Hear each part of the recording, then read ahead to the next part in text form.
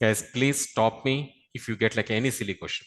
Okay, doesn't matter whatever the question, but like if it is a question, don't let it as in a question.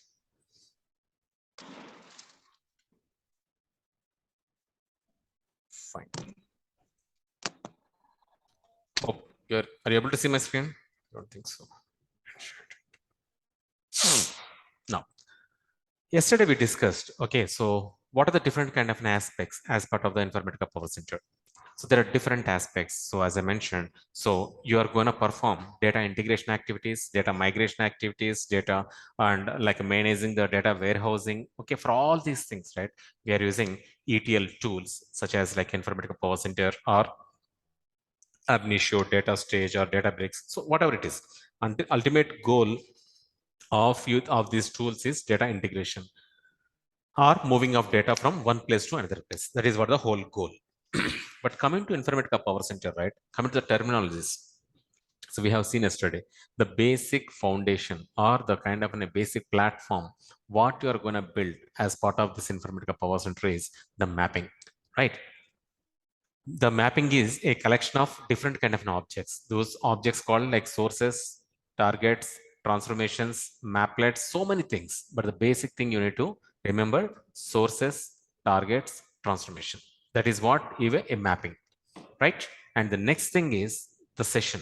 Okay, session is a kind of a configuration object where you are going to configure all your mapping objects. Okay, so that can be your source configuration, target configuration, transformation configuration, anything, everything you are going to perform on the session task. Then you have to build a workflow to execute this session. Now, if anyone asks you what kind of a code you are building, then the first thing has to come in your mind. The least granularity is mapping. First, you have to build a mapping. Means you have to build the pipeline to get the water from the big water tank to your home, right? That is what the building that mapping or the building of that pipeline is a mapping. Once you build the mapping, step 2, build a session. Step 3, build a workflow. Fine. Now, what we are doing, we are trying to build that pipeline. That pipeline itself called mapping. Fine. Clear, right? What we are doing, building a mapping. So to build the mapping, basic things you need to understand the source systems, and the next thing is the transformations, and the next thing is targets. You agree? Any questions up to this part? First thing is you need to understand the source from where I have to bring the data. Second thing is what kind of a transformation I have to use. And the third thing is a kind of a target. Fine. You understand your source systems, you understand your target systems. Basically, my requirement is like this. I need to bring an employee data from employee table on so and so database to employee target table. Okay, that is on a different kind of a database.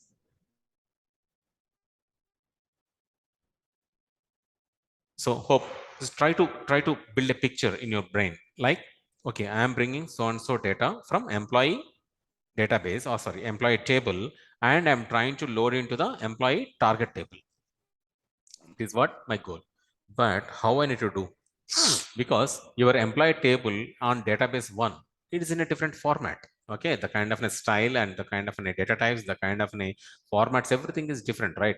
Normally, these things we are going to call as native data types. Always remember this thing: native databases or native data types. Because Oracle will have its own structure. DB2 will have its own structure. Sybase will have its own structure. But how Informatica will understand? So to bring the data from one database or from multiple databases into Informatica, right?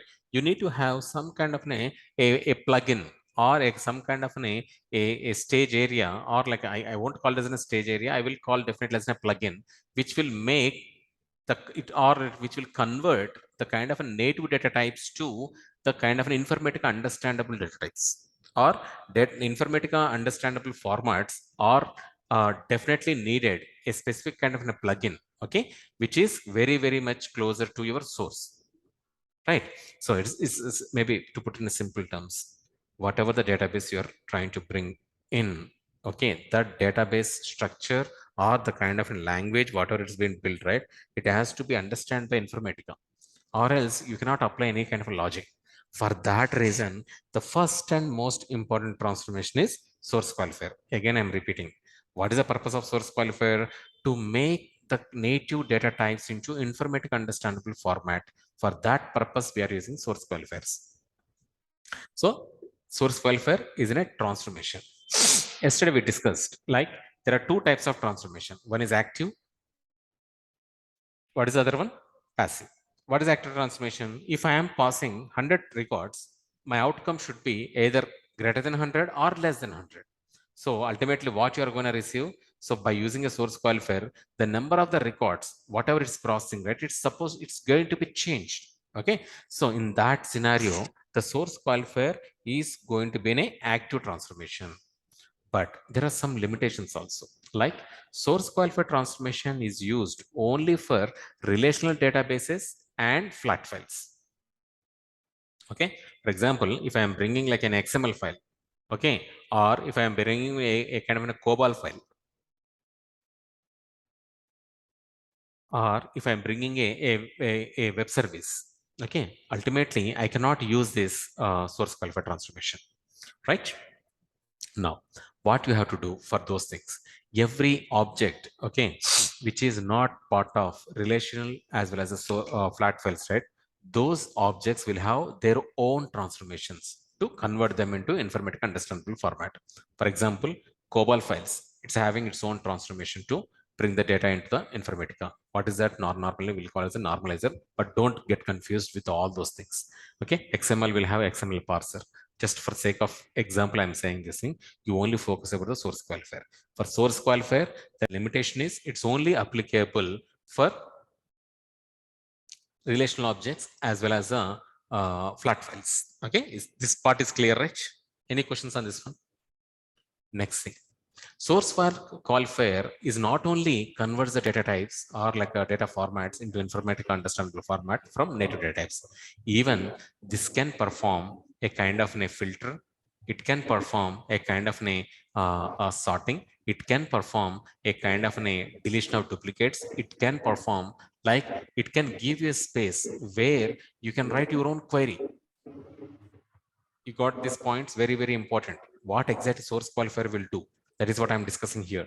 A source qualifier transformation, apart from converting the data types, it also can work as a filter, sorter. Okay. So it also can use to delete the duplicate. And it also can be give you a flexibility to write entire logic. Okay. Whatever the whatever the logic you want to write on the database while bringing the data, right? You can write the entire logic in your SQL override.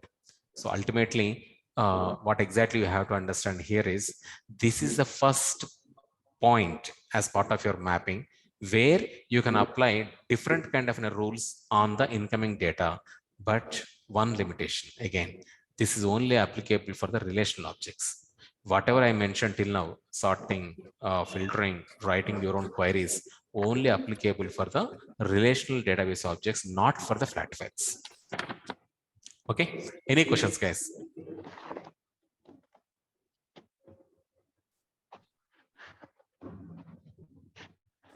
Okay, now there is another concept. Like, for example, one table, okay, is understandable. Okay, I'm getting a source qualified transformation and it's converting all the data types excuse me, into informatic understandable format. Everything is good. But what if I'm having two sources? Am I able to join them? Yes, definitely. You can join two source systems into one source qualifier transformation. Normally, we are going to call them as a homogeneous joins. So what does that mean? Homogeneous joins means when two tables are from same source systems, okay, then we will call it as a homogeneous joins. Now, what are the kind of an in maybe if you think in a other way, so what about the heterogeneous joins? Like if one system is in one database and other source system is from the other database, like employee table is from the Oracle and there is a one more table like maybe salary table from the maybe DB2. Am I able to join? No, I cannot join. Those are called heterogeneous sources from two different systems. Then how I need to do? You have to use a one more transformation called joiner. But Don't think about that now. For now, only focus on the homogeneous joins. What do you mean by homogeneous joins? If two source systems are from the same database, then definitely I can use the source qualifier to perform a join.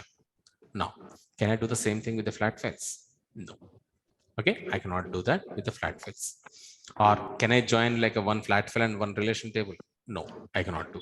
So all these are kind of a homogeneous joins. Only the source qualifier can perform. Rest of any join, it cannot be supported.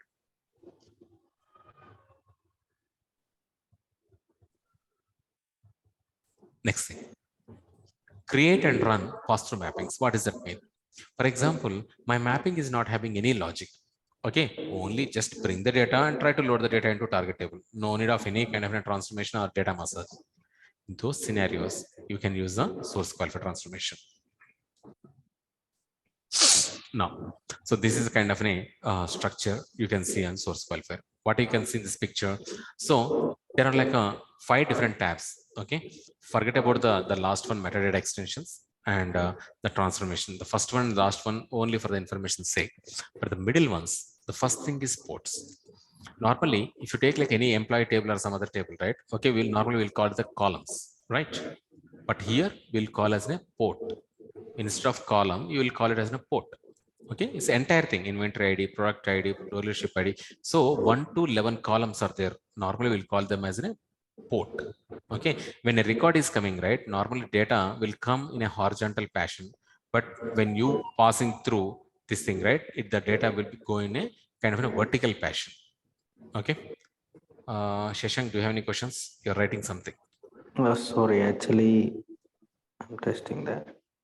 Okay. So out of this 11 ports, right? So you can observe all ports are marked for I and O. What is this I and O? I means these are coming from some other place. That is input. O means these are going into some other transformation. That is the output. So input and output. For example, if you take the first port, inventory ID, what kind of a port is this thing? Is an input port. It is coming from some other place and going out also. There's a reason it's a input as well as output port. Now, what kind of a data type is this? It's a decimal. Precision and scale. Always like remember, precision means total how many number of characters, or like how many number of maybe characters or like positions you can think of. Okay, and scale means, for example, if you are using a maybe 122.22, maybe $122.22. Okay, then what you will do, 122.22. Okay, so the decimal places, like after this dot, like how many points are there, that is called scale. Okay, so precision and scale. So always remember, it's very, very important when you're handling the decimal things. Okay, so this is how a kind of a structure of your source qualifier transformation. But the most important. Hello. Mm-hmm. Yeah, Chaitanya, not, can you once repeat about the scale? For example, I'm having like a 125. Okay, so what is the precision for this thing? 125. 125. What is the precision? 3. 3. For example, if I do the same thing, 125.22. The precision, okay, the decimals will be the scales, scale, right? Right. 125.22. Yeah. Then the precision is going to be 5 and the scale is going to be 2. Okay. Okay. Yeah. Now, we already discussed native data types and transformation data types. If you observe this mapping, right? Okay. On the source side, what kind of a data type you can see on the source side? Number. But when you use a source qualifier, right? Because Informatica cannot understand what is the number. Informatica always thinks, oh, I need to consider this as a decimal. Okay, so there's a reason you are using this source qualifier transformation. Here you're having 3 boxes. First box is for source. So if you can observe here, Oracle in the bracket it mentioned stage underscore employees is Oracle database, and SQ underscore stage employees, this is what source qualifier. It is called transformation. And the last one is a target definition. Again, target definition is Oracle. So the first one and last one are native data types. Okay, or you can call it as source data types or target data types. But the middle one is a kind of transformation data types. Now, so coming to the naming conventions. So what exactly the meaning of naming convention? So for every code, you have to give some kind of a name, right? So to remember it in a proper way. So if you think about even in informatics also, for every object, like for example, mapping, always it will start with a M underscore. But is it mandatory? No, it's not mandatory, but it's a standard. Okay. Even if I give like a just like employee, okay, as a mapping name, it will work. But the good practice is always M underscore the target table name underscore what kind of operation you are doing. This is what the good practice to write a mapping name. Why? Normally, during like showcase of your code or during production migration or during support activities, when you are having the names in an inappropriate fashion. For example, if you need to send out an email to one of your support guy, like, hey, so and so mapping got failed. Simply, if you put like a employee mapping got failed, who will understand that? But instead of that, if I put like M underscore employee underscore stage load, by looking at the name itself, they will get the basic idea and directly they can go and search. So the same way, even every transformation will have its own kind of standards. For example, source qualified transformation. Normally what we'll put SQ underscore. So even though without opening your mapping also, people should able to understand, oh, this SQ means is source qualified transformation, like that. Same way, workflow, what WFL, but in few places people will use WF, or in few places WFL, few places W. Okay, so it's all depends. Okay, but like every person has to use the same standard across the project. That is what the key thing. In a project, I cannot create with one name and another resource cannot create like one name, right? So every person has to use the same standard. So normally everyone will follow this velocity methodology.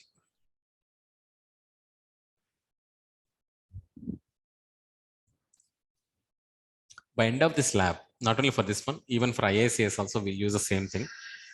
So just for the comparison, like, so this is a kind of a Mercio Motors data warehouse we are building. By end of this lab, this is what our goal. What is our goal? We have like a maybe 1, 2, 3, 4 schemas here. Okay, among them, couple of them are like a kind of most all of them are kind of a star schemas only. Okay, so for this Mercy Motors, we are building a small data warehouse. Maybe data warehouse is a big name, but maybe we can call it as a data mart. Okay, so what we are building now, we have to build multiple tables like dim dealership, dimension dealership, dimension product, dimension dates, dimension promotions, dimension customers, dimension payments. Okay, so dimension what is, yeah, so these are the dimensions what we're supposed to build. And coming to the facts, there are like a 4 facts. One is sales aggregated daily, inventory aggregated, promotions aggregated daily.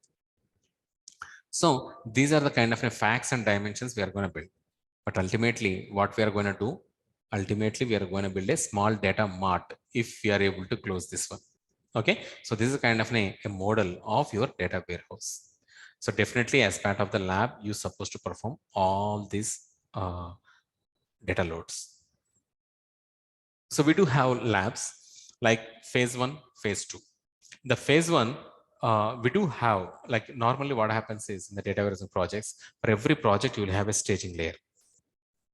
The reason is all kind of logics will perform in the staging layer. Okay, and always remember, very, very important in a projects, always the staging layer is a kind of a truncate and load. Okay, truncate and load. What is the meaning of that? Truncate and load means every time you run a job, you will delete the data from the table and you will load the data. That is what truncate and load for staging area. And data warehouse, either you will follow SCD type 1 or SCD type 2. That is slowly changing dimensions. Even I don't prefer SCD type 1 for the data warehouses. I always prefer SCD type 2. Okay, because I should not lose any single record as part of my data warehouse. That's the reason SCD type 2. But you might get a question, what is this type 1 and type 2? We'll discuss in detail when that concept comes up. Okay, fine. Now, try to understand what kind of a source systems you're having. I do have comma delimiter flat files. I do have fixed width flat files. I do have relation tables. Okay. And what is my target? Relation tables. Okay. So you don't need to worry. I am going to provide all these sources, flat files, even that kind of an TDLs. Okay. To build your tables. Everyone is clear till this point? Yeah, Guys, Chaitanya. no questions, right? Yeah. Everyone. Yeah. Fine. Now, what is a sequence basically? How you have to start your development, right? So basically, we have to start development, but like how? Where you are going to develop this thing? How you are going to do this development part? The first part you need to understand. Okay, the first part you need to understand. Even before this thing, you need to understand how your Informatica is running. Okay, so I'll showcase today how to check. Maybe we've been doing this thing like a starting of the services and kind of stuff, but maybe if you join in a project, for example, what is your first thing to start your development? First thing is you have to bring the sources and targets. Okay, again, while bringing the source and targets, you do have two options. One is by making them as a shortcuts or directly bringing into your individual folders. Okay, don't worry, I'll explain this thing. And same thing with the target also. You have to bring this source metadata and target metadata. Once you get the source and target right, then create your mapping. Okay, fine. So as part of the first section, you built your mapping by bringing the sources, targets, transformations, your mapping is done. Next thing is you're supposed to create a session. For that, you have to go to the workflow manager. So of course, he didn't mention that activity. So you have to bring your session into the place, okay, to configure your source and targets. Next thing is create a workflow to execute that one. Okay, so the last one or like maybe the next section is workflow monitor. See, designer is to develop your mapping. Workflow manager is to develop your session as well as a workflow. Okay, workflow monitor is to review your results, monitor your results. The last one, data warehouse designer. Okay, normally we don't use it because once the data is loaded, right, directly you will go to the database to see the data. So no need to preview the target data. But anyway, if you want to preview the data also, you can do it from data warehouse designer, but that's okay. Normally people will go to the directly to database. Now, this is the first lab we have to perform. But before perform the first lab, first we'll try to see how that the kind of environment looks like as part of your designer. Okay. Now I need your help, Satya. So can you share and give the permission? Remote Yeah, control. sure. Okay, maybe first I'll make as a host, then you can. Are you able to share the Yeah. screen? Do you have that access, or do I need to make you host? No, you have to make me a host.